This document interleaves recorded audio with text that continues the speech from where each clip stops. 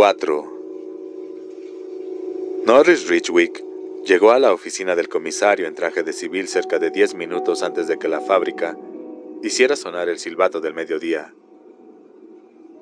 Durante todo el fin de semana tenía el turno intermedio, de las 12 a las 9 p.m.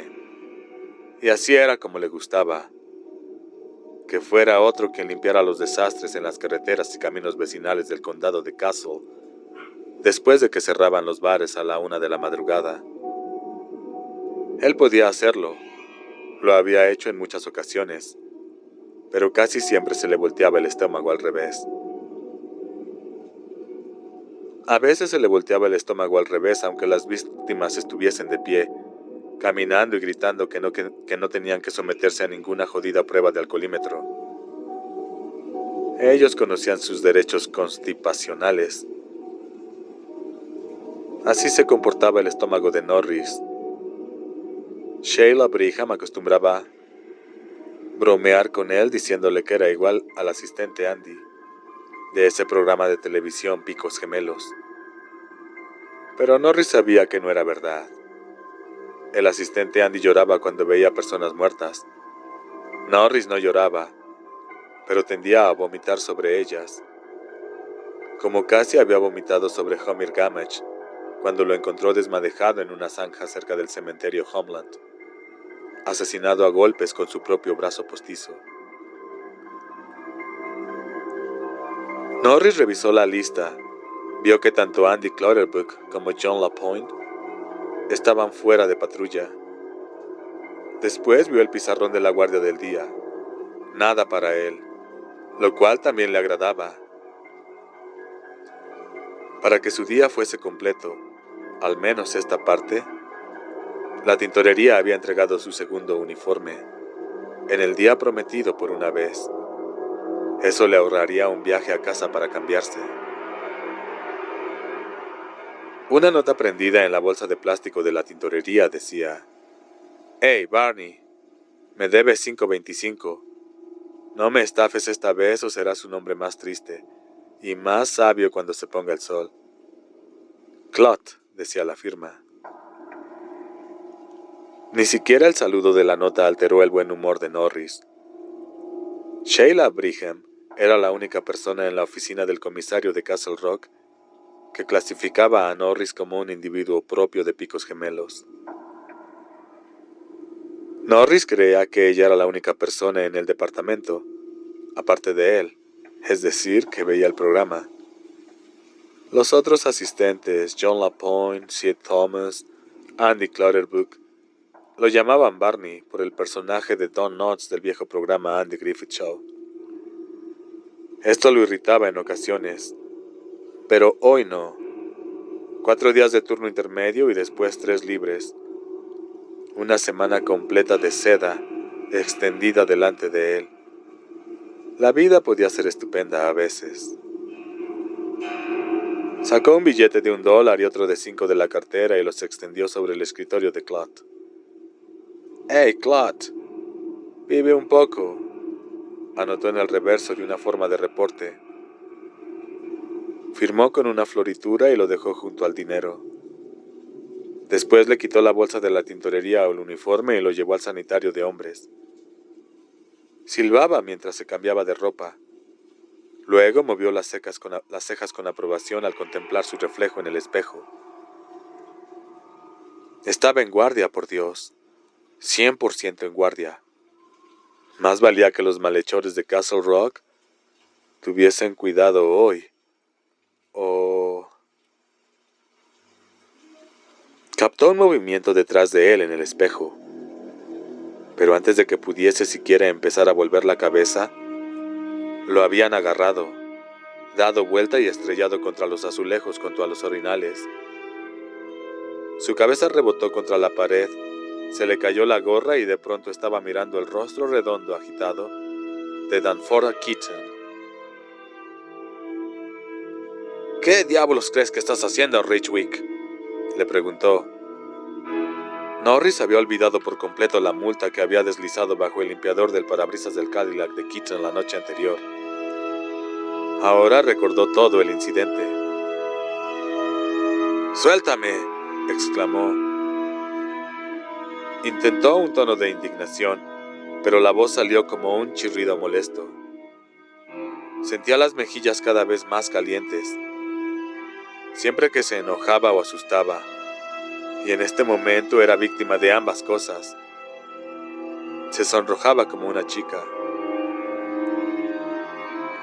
Keaton, quien sobrepasaba a Norris por 10 centímetros y 50 kilos, dio al asistente una brusca sacudida y lo soltó. Sacó del bolsillo la boleta de infracción y la blandió bajo la nariz de Norris. «Eso no es tu nombre el que aparece en este maldito papel», exigió como si ya lo hubiese negado Norris. Norris Ridgwick sabía muy bien que era su firma, en facsímil, pero perfectamente reconocible, y que la boleta provenía de su libreta de infracciones. «Estabas estacionado en el lugar de los lisiados», dijo, retirándose de la pared mientras se frotaba la nuca. Maldito si no se le iba a formar un chichón ahí, según se abatía la sorpresa inicial. Y no podía negar que Buster le había dado un susto de todos los demonios. Eso aumentaba su enojo. ¿El qué? «El espacio para los minusválidos», gritó Norris. «Y lo que es más, Alan mismo fue quien me dijo que te impusiera esa multa», estuvo a punto de agregar, pero se contuvo. ¿Para qué darle a este cerdo obeso la satisfacción de verlo escurriendo el bulto? «Ya se te había advertido antes, Danforth, y lo sabes bien». «¿Cómo me dijiste?», preguntó Danforth Keaton en tono amenazador. En las mejillas y quijadas le habían salido manchones rojos del tamaño de coles. «Es una multa válida», continuó Norris, ignorando esto último. «Y por lo que a mí respecta, más vale que la pagues. Vaya, tienes suerte de que no te entregue también un citatorio por atacar a un policía, a un oficial de policía». Danforth se rió. El sonido rebotó pleno en las paredes. «No veo a ningún oficial de policía», dijo. «Veo un angosto pedazo de mierda empacado para que parezca una salchicha de res». Norris se agachó y recogió su sombrero. Sus entrañas sufrían una turbulencia de temor. Danforth Keaton era un mal enemigo para cualquier hombre, y su enojo se profundizó en furor. Le temblaban las manos. Sin embargo, se tomó un momento para ponerse el sombrero en el centro de la cabeza.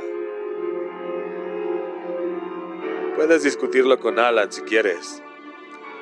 «Lo estoy discutiendo contigo. Pero yo ya terminé de hablar al respecto. Asegúrate de pagarla en 30 días, Danforth, o tendremos que ir a buscarte». Norris se estiró en su 1,65 centímetros de estatura y añadió: «Sabemos dónde encontrarte». Se dirigió a la salida. Keaton, cuyo rostro ahora se veía casi como la puesta del sol en un área de devastación nuclear, avanzó para bloquearle la ruta de escape. Norris se detuvo y lo señaló con un dedo. «Si me tocas, te guardo en una celda, Buster. Lo digo en serio». «De acuerdo, no hablemos más», dijo Keaton con una voz extraña, sin tono. «No hablemos más. Estás despedido. Quítate ese uniforme y empieza a buscar otro «No», estalló una voz detrás de ellos, y ambos se dieron vuelta. Alan Pangborn estaba de pie en la puerta del sanitario. Keaton dobló las manos en apretados puños gordos. «No te metas en esto». Alan entró dejando que la puerta se cerrara lentamente tras él con un crujido. «No», dijo. «Fui yo quien le ordenó a Norris que impusiera esa multa. También le dije que te la iba a perdonar antes de la junta de asignaciones. Es una multa de $5, Dan. ¿Qué mosca te ha picado?» El tono de voz de Alan era de intriga. Estaba intrigado. Buster nunca había sido un hombre amable, ni siquiera en sus mejores momentos. Pero un estallido como este era desproporcionado incluso para él. Desde fines del verano el hombre parecía que siempre estaba enfurecido y con los nervios de punta. Alan oía con frecuencia el distante sonido de su voz cuando se reunía el comité de concejales, y sus ojos habían adquirido una expresión casi obsesiva. Por unos instantes se preguntó si Keaton estaría enfermo, y decidió que era una consideración para otra oportunidad. En ese momento tenía en las manos una situación moderadamente delicada. «Nada me ha picado», respondió Keaton malhumorado, y se alisó el cabello hacia atrás. Norris observó con satisfacción que las manos de Keaton también temblaban. «Ya estoy harto y cansado de tantos vanidosos imbéciles como este hombre. Dedico toda mi energía a este pueblo y estoy harto de esta constante persecución». Se quedó callado por un momento, la obesa garganta en funcionamiento, y después estalló. «Me llamo Buster. Ya sabes cómo me llamó Buster. Ya sabes cómo me molesta eso».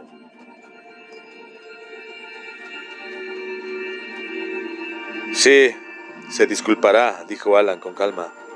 «¿Verdad, Norris?» «No sé si lo haré», dudó Norris. La voz le temblaba y el estómago estaba hecho un nudo, pero aún seguía enojado. «Sé que no le gusta, pero la verdad es que la sorpresa me obligó a decirlo. Me encontraba aquí, mirándome en el espejo para comprobar que la corbata estuviese derecha, cuando me agarró y me lanzó contra la pared. Me di un buen porrazo en la cabeza. Caramba, Alan, no sé lo que dije». Los ojos de Alan se volvieron hacia Keaton. «¿Es cierto eso?» Keaton bajó la mirada. «Estaba furioso», dijo, y Alan supuso que era lo más cerca que un hombre como él podría llegar a una disculpa, espontánea e indirecta. Miró a Norris para ver si lo entendía el asistente. Parecía que sí. Eso era bueno. Ya era un gran paso para desactivar esta desagradable bomba fétida. Alan se relajó un poco. ¿Podemos considerar este incidente como cerrado?, les preguntó a ambos hombres. ¿Tomarlo como una experiencia y proseguir desde este punto? «Yo no tengo inconveniente», concedió Norris después de un momento. Alan se conmovió. Norris era escuálido. Tenía la costumbre de dejar latas medio vacías de Jolt y Neji en las patrullas que usaba, y sus informes eran horribles. Pero era un hombre de un gran corazón. Estaba cediendo, pero no porque le temiera a Keaton. Si el corpulento concejal creía que era por eso, cometía un error muy grave. «Lamento haberle llamado Buster», prosiguió Norris.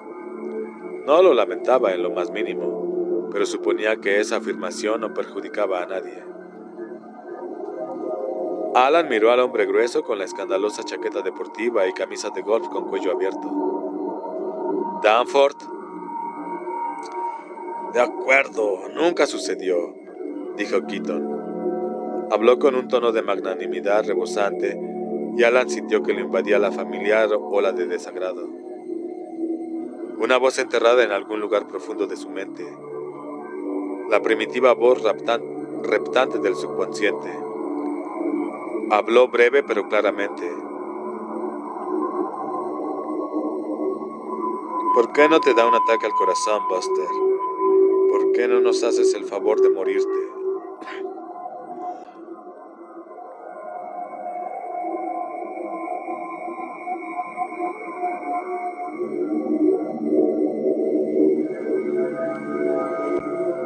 «Muy bien», concluyó. «No se hable. Si es que», dijo Keaton levantando un dedo. «¿Si es que?» Alan arqueó las cejas. Si es que podemos hacer algo con esta multa, la sostuvo ante Alan, apretada entre dos dedos, como si fuese un trapo que se había usado para limpiar algún derrame de origen dudoso. Alan suspiró. Ven a mi oficina, Danforth, ahí lo discutiremos. Miró a Norris. Este es tu turno, ¿correcto? Sí, dijo Norris. Su estómago seguía en rebeldía. Su buen humor había desaparecido, probablemente para el resto del día. Y este cerdo obeso tenía la culpa. Y encima a Alan le perdonaría la multa. Lo entendía, así era la política, pero no por eso le agradaba. ¿Prefieres quedarte?, le preguntó Alan. Fue la forma más acertada que se le ocurrió para preguntarle. ¿Necesitas que discutamos esto? Con Keaton al lado de ellos, mirándolo ceñudo. No, respondió Norris. Tengo que ir a varios sitios y atender algunos asuntos. Hablaré contigo más tarde, Alan. Salió del sanitario para hombres rozando a Keaton sin mirarlo.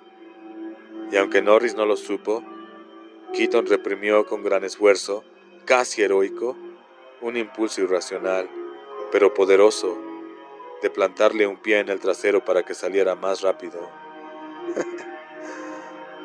Alan se entretuvo verificando su propio reflejo en el espejo con la intención de que Norris tuviese tiempo para alejarse. En tanto, Keaton permanecía junto a la puerta, observándolo impaciente. Después Alan salió al área de las celdas con Keaton, pegado a los talones. Un hombre pulcro,